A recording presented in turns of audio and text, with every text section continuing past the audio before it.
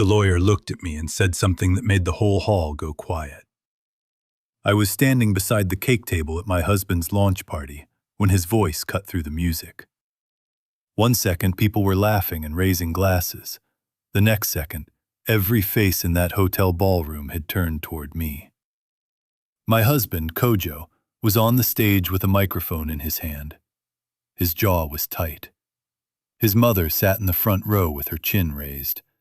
His younger brother stood near the speakers, already enjoying the drama before it even finished. Then Kojo pointed at me and said I had betrayed him. He said I had stolen money from our company. He said I had tried to ruin the biggest business deal of his life. He said he had kept quiet for too long because I was his wife. Then he said something that burned deeper than the accusation itself. He said, "I made you part of this life, and this is how you repay me?" People gasped. Some covered their mouths. Others leaned forward, hungry for more. The band stopped playing. Even the hotel staff froze. I did not cry. I did not shout. I only looked at him and wondered when the man I married had become a stranger. That was when a woman in a navy suit walked in with a sealed folder. She came straight toward the stage, looked Kojo in the eye, and asked him one question. "Are you still sure you want the truth to come out here?" The room became so silent I could hear the air conditioner humming above us. Kojo's face changed before he even answered. Everything changed because of that one moment. If this story touches your heart, don't forget to subscribe, like this video, and share it with someone you care about. My name is Ephua Mensah. I was 33 years old when that night happened. I lived in Accra, Ghana, and I worked as a financial controller for a mid-sized events and logistics company. I had spent most of my adult life building order out of confusion. Numbers calmed me. Receipts made sense to me. Documents told stories that people often tried to hide. I was not rich, but I was stable. I was the kind of woman who planned before spending. I saved before celebrating. I checked details when others rushed. People called me too careful, but the truth was simple. I had seen what carelessness could do to families, and I never wanted that kind of life. I grew up in Adenta, in a home where peace was precious because money was never enough. My father was a civil engineer. My mother sold medical supplies to small clinics. They were not perfect people, but they were disciplined. They taught me to speak with respect, to work without excuses, and to protect my name, because once people stain it, cleaning it takes years. By the time I met Kojo, I was already carrying myself like someone much older. I had my own small car. I had savings. I had a decent apartment. I did not dream of luxury more than I dreamed of safety. I wanted a home where I could rest without fear and love without being used. People liked me because I was calm. They trusted me because I did not talk too much. If I promised something, I did it. If someone needed help, I helped within reason. If there was conflict, I looked for facts first. I never enjoyed noise. I never enjoyed public scenes. I believed mature people solved problems quietly. That was why what Kojo did that night shocked so many people. Not because they thought marriages never broke, but because they knew I was the last person who deserved public shame. When I married Kojo Asare, I honestly believed I was marrying a good man. He was warm when I first met him. He laughed easily. He knew how to make a room feel lighter. He ran a small event equipment company and had big dreams. He talked about expansion, bigger clients, more jobs, and a future where we would build something respectable together. I liked his drive. I liked the way he seemed to admire my discipline.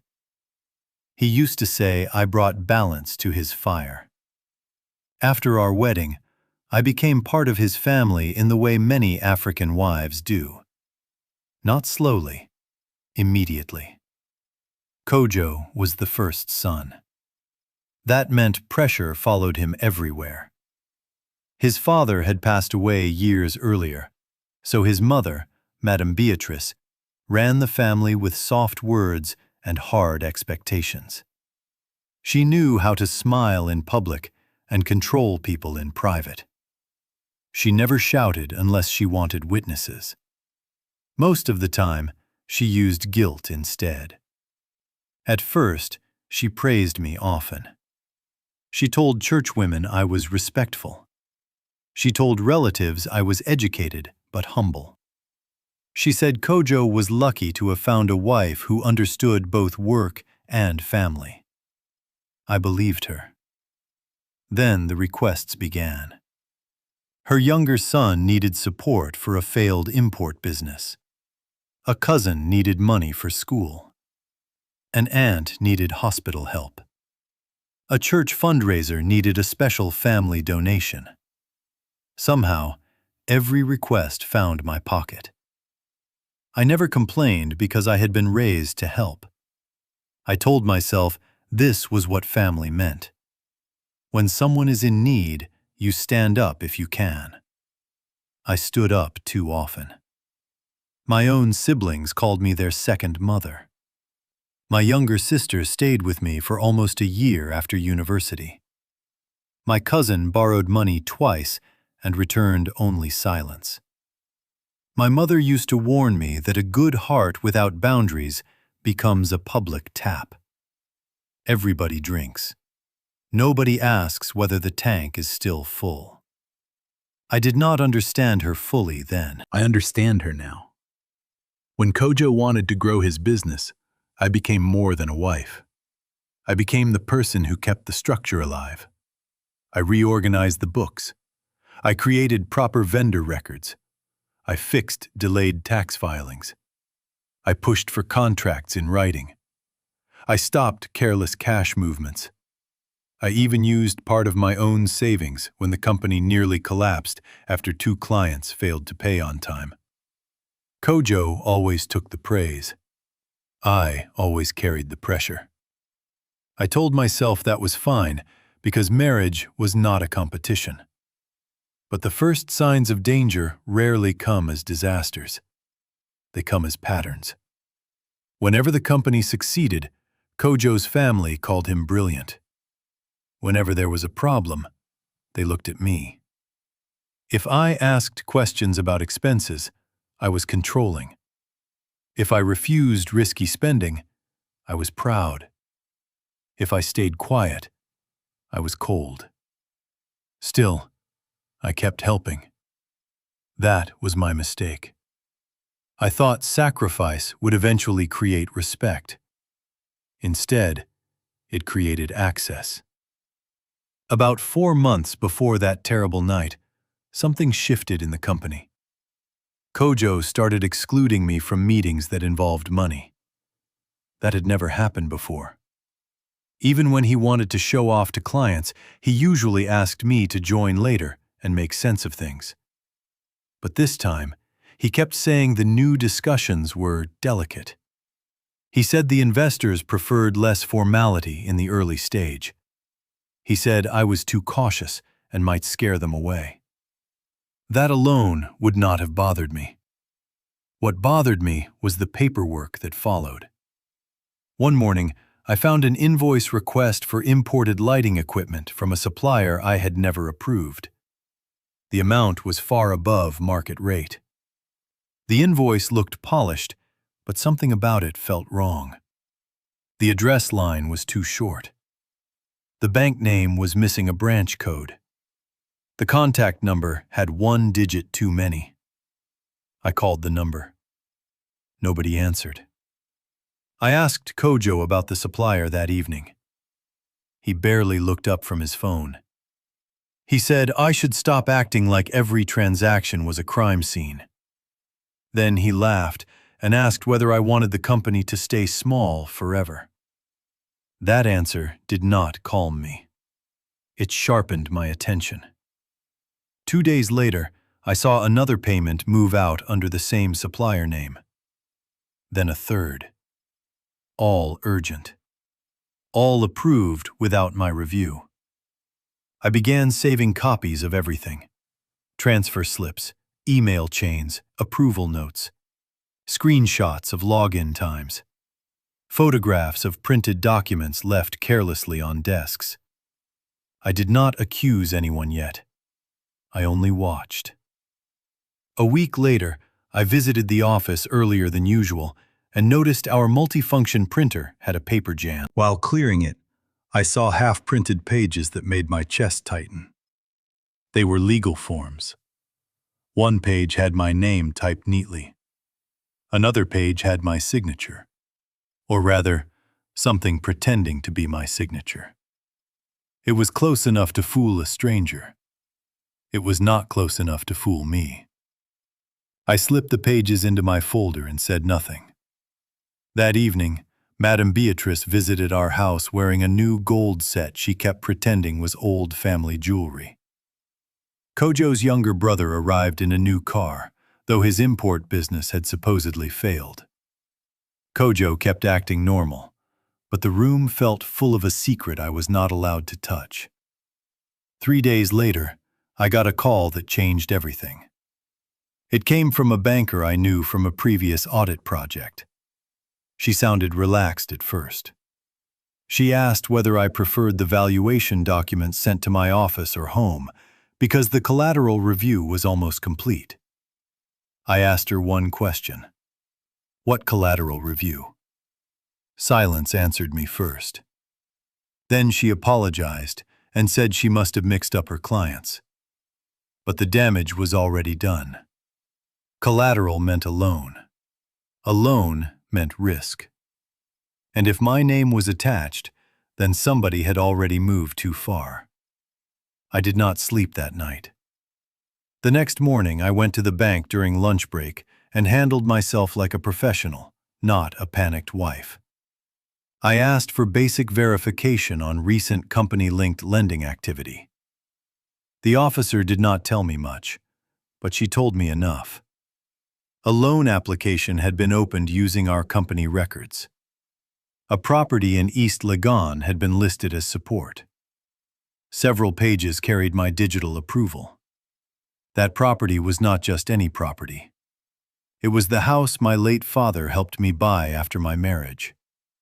He insisted my name must remain protected because love is sweet until greed tastes money. I had laughed when he said it. At the bank, I stopped laughing inside. I left without causing a scene. I returned to the office and checked our secure document cabinet that same evening. The East Legon property file was missing. I stood there in silence for a long time, staring at the empty space like it might confess on its own. That was when I understood the danger was no longer about a few strange invoices. Someone was trying to use my own property behind my back. But I still did not know who was leading it, and I still did not know how ugly it would become. I started digging more carefully. I asked our junior IT consultant to help me review after-hours access logs under the excuse of an internal records cleanup. He liked me because I had once saved his salary from being delayed. He printed the logs for me without questions.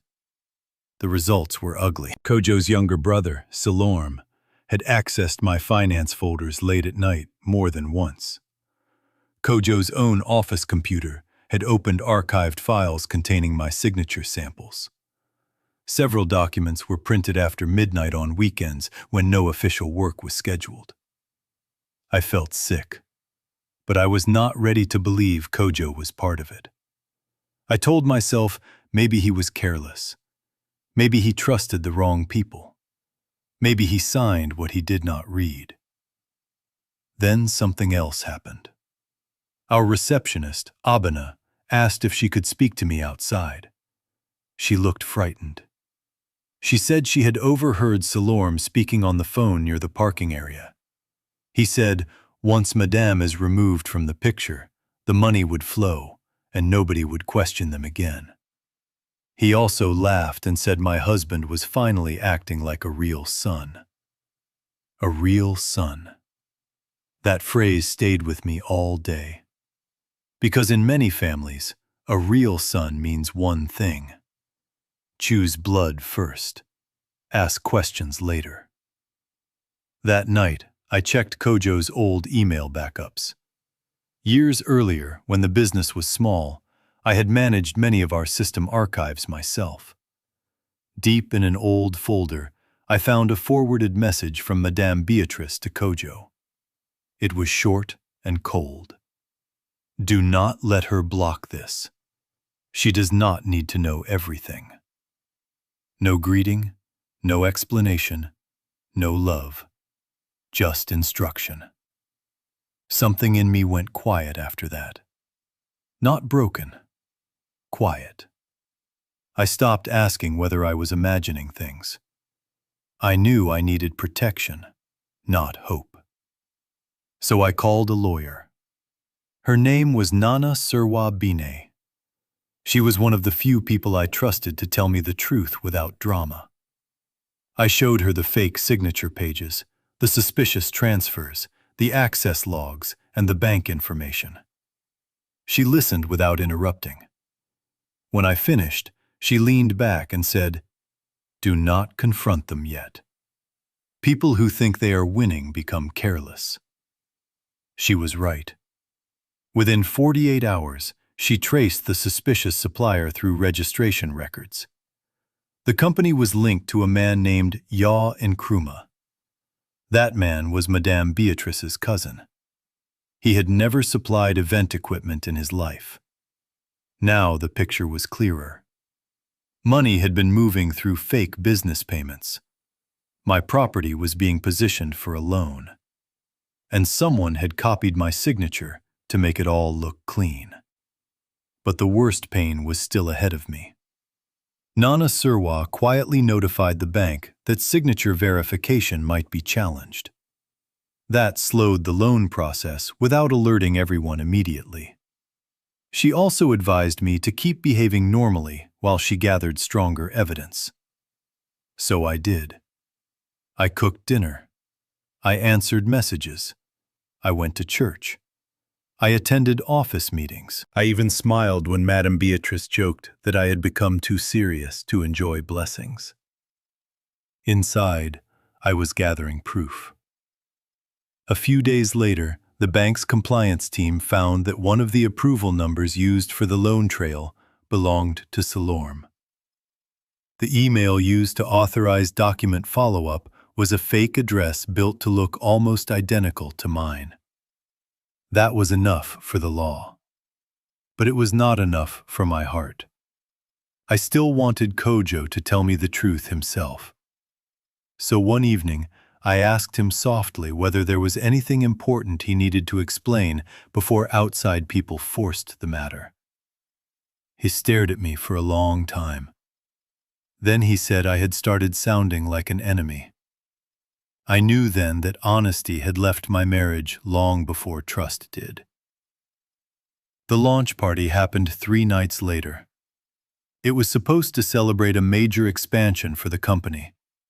A new logistics contract, new investors, new promises. A luxury hotel in Accra. Rich food, bright lights, expensive suits, church elders, extended family, cameras everywhere. I wore a simple wine-colored dress and low heels. I carried a folder in my bag and kept my face calm. Nana Surwa had told me not to speak unless forced. I did not know how quickly I would be forced. At first, the night looked normal. Kojo moved through the room like a man entering his best season. He shook hands. He laughed loudly. He posed for photos with investors and pastors.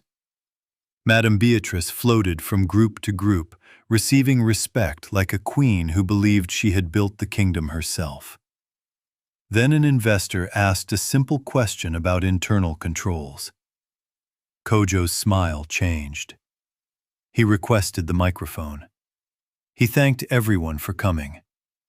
He praised his team. He praised God. Then his tone shifted. He said every blessing attracts jealousy. He said every rising business must identify internal enemies before moving forward. I felt my stomach harden. Then he called my name. At first, I thought he would mention my work. Instead, he called me to the front and announced that funds had gone missing. He said the source pointed to someone close. He said he had struggled with the shame privately, but he could not hide it any longer. Then he looked straight at me and said, "Tell them why you tried to destroy what I built." I heard whispers around the room. Some people already believed him because men often sound truthful when they speak loudly. Madame Beatrice stood up and said she had warned him that educated women can become dangerous when they want control. Salorm shook his head like a sad judge. Two churchwomen near the back whispered my name like it tasted bitter. Kojo went further. He said I resented his success. He said I had become jealous because the business no longer depended on me. He said I was too proud to celebrate a husband who had outgrown my management. That sentence hurt more than all the rest, because I had spent years building the very ground he was now standing on while insulting me. Security began moving in my direction. I stayed still. I remember touching my handbag and feeling the corner of the document file inside. Then the ballroom doors opened. Nana Surwa walked in, carrying a sealed folder. Beside her was a compliance officer from the bank. Behind them was one of the lead investors who had stepped out after receiving an urgent call. She came straight toward the stage and asked for the microphone. Nobody stopped her. When truth enters a room with proof, confidence begins to stutter. She started with one sentence. Mrs. Ephua Asare did not steal any company money. The room froze. Then she explained everything slowly. The suspicious supplier account was linked to Madame Beatrice's relative. The company had received inflated payments through false invoices. The loan file using my East Legon property contained forged approvals. The digital trail led to Salorm's number and a fake email built in my name. Then she lifted a document and said something that made Kojo nearly lose his balance. The property could not legally secure the loan because my father had placed ownership protections on it through a private trust review when the purchase was finalized. Any attempt to use it without my verified consent was invalid and potentially criminal. Kojo looked at me like he was seeing me for the first time. But Nana Surwa was not finished. I opened my bag and handed her the rest. Printed logs, bank notices, screenshots, a witness statement from Abina, copies of the forged pages, and one final item. A short clip from the office security system recovered that afternoon. It showed Salorm entering my office late at night, opening my locked drawer with a copied key and removing a signature file. The compliance officer confirmed that the bank had frozen the loan process pending fraud investigation. The investor asked Kojo, in front of everyone, whether he had read the full file before accusing his wife publicly. Kojo opened his mouth. Nothing came out. Salorm tried to deny everything, but his voice had lost its shape. Madame Beatrice sat down slowly, her face drained of color. For once, she had no speech prepared. I finally spoke. My voice did not shake. I said I had not come to disgrace anyone. I said I only came to protect my name. I said being robbed hurts, but being sacrificed by your own husband hurts more. I said the deepest wound was not the forged document. It was the speed with which he believed the worst about me. Nobody applauded. Nobody defended him. Silence covered the room like heavy cloth. That was enough. The consequences started that same night. The investors suspended discussions. The bank officer stated clearly that a formal fraud process would begin. Salorm tried leaving through a side entrance, but hotel security delayed him until the police arrived. Madame Beatrice kept saying there must be some misunderstanding, but even she sounded unconvinced. Kojo followed me into the corridor outside the ballroom. His face looked broken. He kept saying he did not know everything. He said he thought I was hiding funds. He said his mother and brother showed him selected records. He said he panicked when investors raised concerns. I listened quietly. Then I told him the truth he had earned. A husband who shames his wife before asking her for truth has already chosen his side. He started crying. That was the first time I had ever seen him cry like that. But some tears come too late. Within weeks, the company entered legal review. Contracts were paused. Staff were questioned. Accounts were examined. Salorm faced criminal charges tied to forgery and fraudulent representation. Madame Beatrice was pulled into the investigation because of the fake supplier connection through her cousin. Kojo was not charged that day, but his reputation did not survive cleanly. Business partners no longer trusted his judgment. Church elders who once praised his leadership now avoided speaking with certainty. People began asking the one question pride can never answer. Why did he attack the person who had protected him most? I moved out less than a month later. I did not leave with shouting. I left with files, clothes, my father's framed photo, and the last of my self-respect that still needed room to breathe. I rented a smaller place in cantonments. It was quiet. It was plain. It was mine. At first, the silence felt strange. Then it felt holy. The separation process was painful, but it was clean. Nana Serwa helped me protect what belonged to me. I returned to work for a while, but the whole experience changed me. I had seen too many small businesses suffer because trust replaced structure. Too many women signed what they never read. Too many families mixed love with secrecy and called it culture. So I started over. I built a financial compliance consultancy for small and family-run businesses. I began with one laptop, one borrowed desk, and one decision. I would help other people avoid the silence that nearly swallowed me. The first clients came through old contacts, then more followed. Boutique owners, importers, church schools, couples running joint businesses, women who wanted to understand what they were signing before placing their names on paper. I taught them everything I had learned the hard way. Read before trust. Document before emotion. Protect your name, even inside love. Within a year, I had a small office and 2 staff members. More importantly, I had peace. Real peace. The kind that does not depend on applause. My family also changed around me.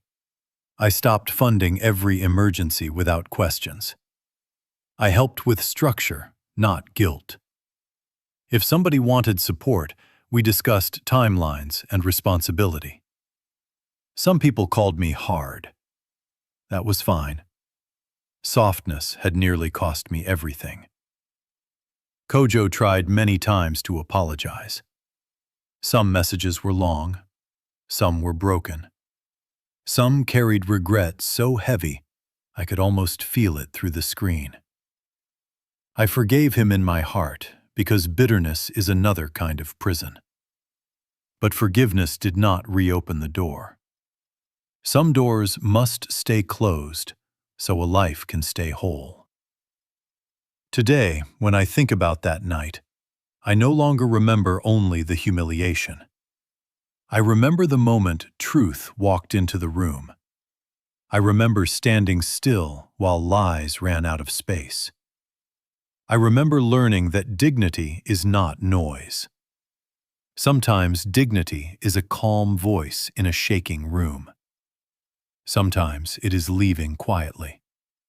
Sometimes it is building again without telling the people who doubted you. If there is one lesson my story gave me, it is this: love without respect becomes danger wearing a familiar face. Family without honesty becomes a trap. And silence is only strength when it is protecting your peace, not hiding your pain. I once thought losing the people I trusted meant losing my future. I was wrong. Losing them was the first time I finally found myself.